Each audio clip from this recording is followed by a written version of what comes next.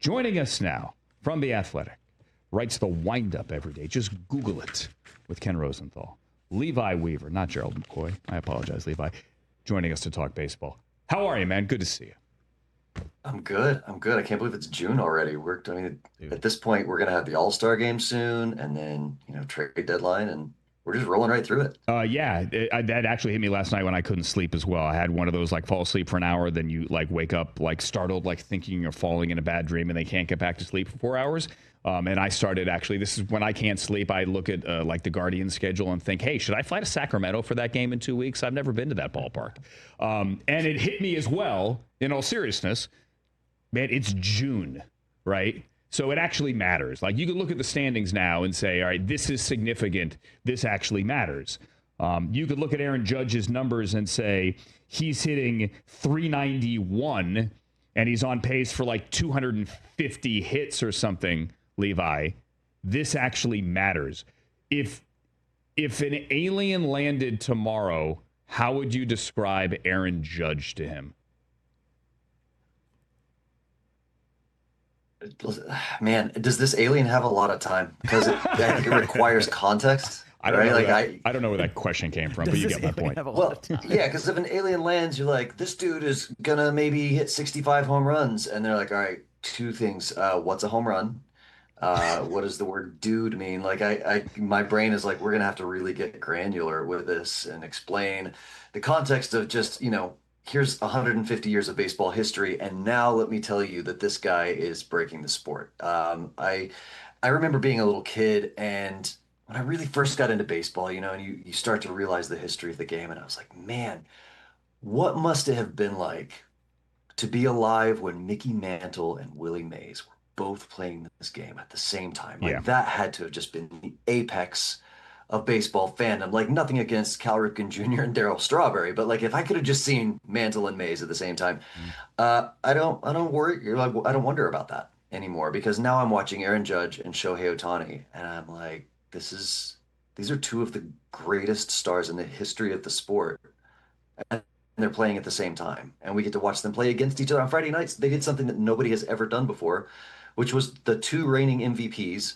both hit a home run in the first inning of the same game. Baseball's been around since 18 forever. Never happened before, and we didn't have interleague play for a lot of years. So it's the first time since 1997, which isn't quite as impressive, but it's still watching these two guys play at the same time. It breaks my brain. I feel very fortunate to not just write about baseball, but to be able to watch baseball at this point in history. I think it's a great time to be a baseball fan. Yeah, and you and I are kind of close to the same age. I'm older, but I feel the same way. When I was a kid, I used to go through the baseball encyclopedia every night, listening to a game on the radio every night before extra innings. And I would go through and look at some of these ridiculous numbers from days gone by. And this was the era where nobody was hitting 50, Cecil Fielder hit 50, and that was oh my God, you would gather your friends after school to talk about Cecil Fielder's home run at Tiger Stadium.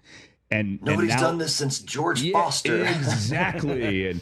and Dad, tell me about George Foster. Well, he really wasn't that good, but he hit 50. Okay, right. And now you have these two guys, and they're not the only two guys in baseball, clearly, but if it just hit me watching the series over the weekend, if we could get Yankees Dodgers, and I know the average baseball fan, you have your favorite team, and there are other teams, not the Yankees and the Dodgers, and to be quite frank, as a Guardians fan, having gone to all three games of the ALCS last year in Cleveland, by the time it got to Yankees and Dodgers, I was so done with it, I didn't want to watch anymore, right? I'm over the Yankees. I was sitting there in the first row when Juan Soto hit the home run. I'm still bitter.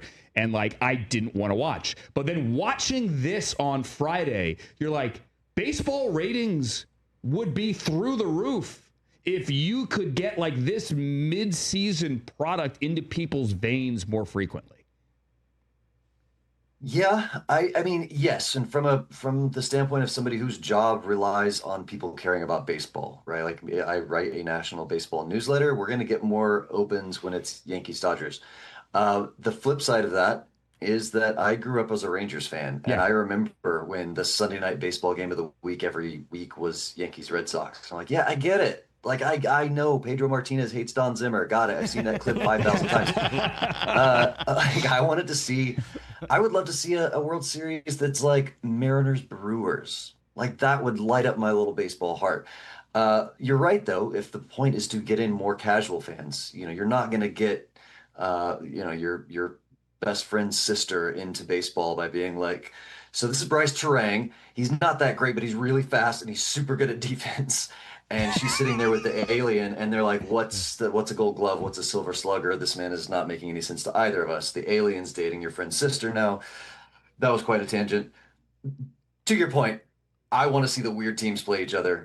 But yeah, you're right. I mean, this. It's remarkable to see these two teams. And of course, it's the Yankees and Dodgers, right? Like we couldn't get Aaron Judge on the Rays and Shohei Ohtani on. Well, he was on the Angels for a while. That didn't really pan out for them.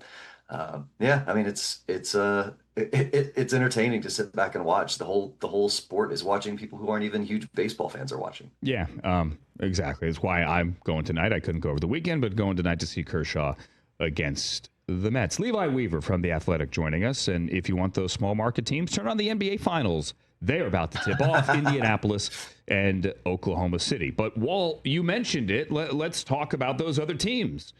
Like, as a Guards fan, I don't know that the Tigers have lost a game this year. Every time I look at the scoreboard, the Tigers have won. Like last night, the game was over, I believe, in the second inning. They won again. They got to 40. They're the first to 40, 40-21. Your average fan, those fans we just described, Levi, most of them can't name a Tiger. Well, if you can't name Tarek Skubal. Okay, fair. You have him in two Tigers. Fair. Okay, two Tigers. Yeah. Two Tigers. Name two Tigers. I mean, and I'll be honest with you, your average fan will look at his name on paper and sound it out and be like, am I saying it the right way? Oh yeah. No, I remember that era of my life when he was fairly new and I was like, is it Tariq? How are we saying this? Here's another name people would recognize on the Tigers, Javi Baez, because he was on that Cubs team in 2016, and he's had kind of a big comeback year. Like who would have expected Javi Baez, like star center fielder for the Detroit Tigers? Last year they were like, what are we going to do with this contract? What are we going to do with this guy? Like we can't. It doesn't look good to just cut him, but like he's not doing great. And now he's producing for them, and he's been one of a few surprises. Like I think we knew after they made the playoffs last year that the Tigers were going to be good. I didn't know Javi Baez was going to be good. I wasn't sure if Spencer Torkelson was going to be a bust. It kind of looked like it last year. He's back. He's been very good this year. Casey Mize is back, and he's really good this year. So, I mean, here's a fun little stat that I looked up yesterday. According to Fangraphs, the AL WAR leaderboards. Now, Cal Raleigh he's far and ahead. He's having a historic season in Seattle. The second most valuable catcher in the American League is a guy named Dylan Dingler. That's a fun name to say to a casual fan. If we think Tarek Skubal is fun, hey, check out who he's pitching to. This guy's name is Dylan Dingler.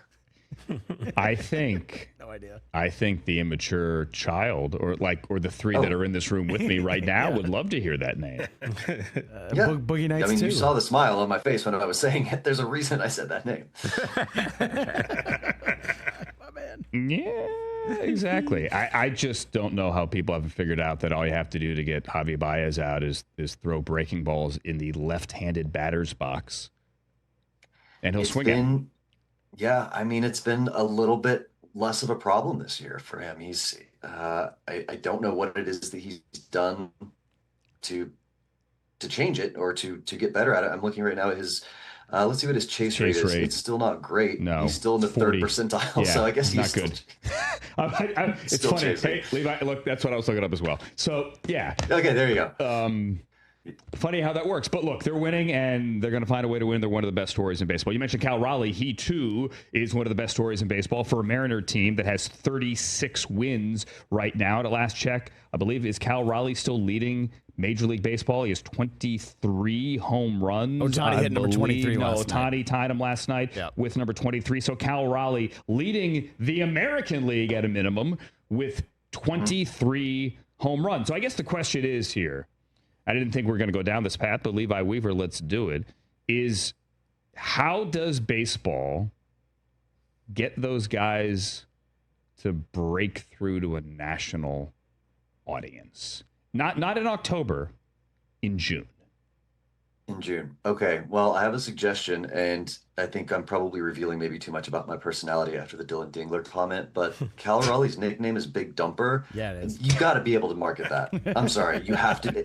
And that's not even like, and you're not inferring something. They named him Big Dumper because he has a huge butt. Like this is, you got to be able to market this. We live in an era now where you can just make commercials about Cal Raleigh calling him Big Dumper. The other thing is that the Mariners have never won a World Series, so we haven't had a really good underdog movie in a while, have we? But it used to be all the time with the Bad News Bears. We had like movie after movie where like the underdog finally comes back and wins. Surely we can market the Mariners as this year's underdog, right? Like this has to be doable. There are some good storylines. You've also got Julio Rodriguez, who is maybe not as great as we expected him to be a couple years ago, but also still a very, very good player. They've got a great pitching rotation. Can you sell 1-0 games to casual fans? Maybe not. I think what you're asking is maybe a microcosm of a much bigger existential question for baseball, which is like how do they market this game over the next 15 to 20 years? Like are are we on a bubble now with teams worth $1.4 billion? Is this still going to continue to be sustainable with the contracts that they're writing right now? I don't know. But in the short term, the Big Dumper, that's my answer. Big Dumper. Yeah. Dumper. I love it when you call me Big Dumper. And finally, Levi, as we get ready to say goodbye, and we appreciate your time, we have Chris from Boston on line one. Chris? Levi, look, man, this season we had such high hopes. Like, what is going on? Why is Roman Anthony still in Worcester? Like, what is happening with my team? Yeah, I wish I had a better answer for you. I don't know My gosh. exactly Bless your what heart. now, you're missing your first baseman. He's out. But he's been in trade talks the last two off seasons, so it's like they weren't really married to Tristan Cassis. Well, for trade talks are one thing, but if he's been in trade talks the last two off seasons, then that gives you some off seasons to like sign another first baseman, or assume that maybe Rafael Devers is not categorically opposed to playing first base. And they didn't. They went with this plan, and then he got injured. And they're like, well, our backup plan is, are we going to have Christian Campbell play first base now? Well, he forgot how to hit after April, apparently. It's not good. And Trevor Story has not been good. He's finally healthy. If you told me, hey, Trevor Story is healthy, it's June 3rd, he has not spent time on the injured list, I'd be like, cool. So the Red Sox, I thought the Red Sox were going to win the AL East, to be honest. I thought with Garrett Cole out, with Juan Soto gone, I thought the Yankees were vulnerable, and I really thought that the Red Sox did a good job of putting together a roster that could contend for the AL East. So same. This is as big a surprise to me as anybody. As it stands now, your Boston Red Sox are 29-33. Third place, 9 games out. It's pretty bad. 6 in the first inning to an Angels team just coasting. And then Trout hit one to like the 95, the pike. It was unbelievable yesterday. Like, God, we just stink. We just stink. Is it over? Should I just be ready for Patriots season? I don't think it's necessarily over yet. But that's the old axiom. That's the old axiom, right? It's like by June 1st, you should know what your team is. Yeah. And I look at these rosters and I go, well, is that really true for the Boston Red Sox? Is that true for the Atlanta Braves? Right. Who are 27-31 or something like that? 27-31, 10 games. And Boston back. Just went into Atlanta and took 2 out of 3 last weekend. Right. I mean, is June 1st, here's the team that I actually believe in the least of those 3. Is that true for the Arizona Diamondbacks, who have the same record as the Washington Nationals right now? Corbin Burns is hurt now too. So yeah, I mean, those are 3 of the teams that I look at and I go, man, that is I was really wrong in early out March. of those 3, out of those 3, who has the best chance to maybe turn it around and get a wild card spot? I think the Braves, because Spencer Strider is back now, Ronald Acuna Jr. is back now. And they just reassigned their third base coach to become a minor league infield coordinator. So that's probably going to fix everything. And they rehired their old manager to be the third base coach. Yeah. That's always weird to me when like the Clint Hurdles and Freddie Gonzalez has come back and like, this is the old boss. And now I just wonder if there's some sense of like, man, I feel a little Managers are not necessarily the insecure types, but can you imagine being a baseball manager and they're like, oh, by the way, we're going to hire you a new third base coach because things are not going well for you. Don't worry too much about it. It's just the old manager. He's not watching over your shoulder, though. Don't worry about it. Yeah, exactly. So all right, hold on. TJ, we got 30 seconds. Running out of time. Go. Real quick, Levi, but a team that doesn't stink, the Mets. Let all the Mets fans know why we should be excited about Ronnie Mauricio. Oh, okay. About Ronnie Mauricio. Wow, that's a deep cut. I mean, he's a good baseball player. I mean, the Mets have so many good baseball players, and a lot of them they have paid a lot of money for. Ronnie Mauricio is going to be one of these. Listen, I could BS you. I don't know that much about Ronnie Mauricio. I'm still kind of learning. I'm still in that. Is it pronounced Tariq or Tarek? Era of my Ryan Mauricio appreciation. I'm trying to learn myself, so that's why I figure I'd ask someone who knows more than me. I have a very little knowledge of him. I started to try and BS you, and then I was like, "That's a bad idea. They're gonna know." I don't know that much about him, but I'm hearing the name enough that he's on my radar. It's like I need to keep an eye out for this guy. I need to know what's going on with him because it seems like he's gonna be pretty good. He tore his knee up last year. He had a cup of coffee back in 23. He's coming back up. I respect the heck out of that, Levi, by the way. There you go. I truly do. And I respect the heck out of the baseball cards on the board behind you. So Next time on, we'll do what we did last time, and that is a grand tour. Can't get enough. Every time he's on, we're like of your baseball cards. Levi Weaver, the Athletic. Levi, anything new on the wall? We're out of time, Sorry, but you can tell us. Levi, what's just new quick, on the wall? 30 seconds. Oh, I do. What do you got? I got a signed Fernando Valenzuela card. I got this at a. Oh, wow. Look at that. Well done. $10. Well done. Love the Mark McGuire 85 Topps Olympic card back there as well. Levi Weaver from The Athletic. We appreciate Legend. you. See you, Levi. All right, we'll see you. Legend. Bye. Catch the Rich Eisen Show live weekdays from 12 to 3 p.m. Eastern on Roku Sports Channel in the U.S.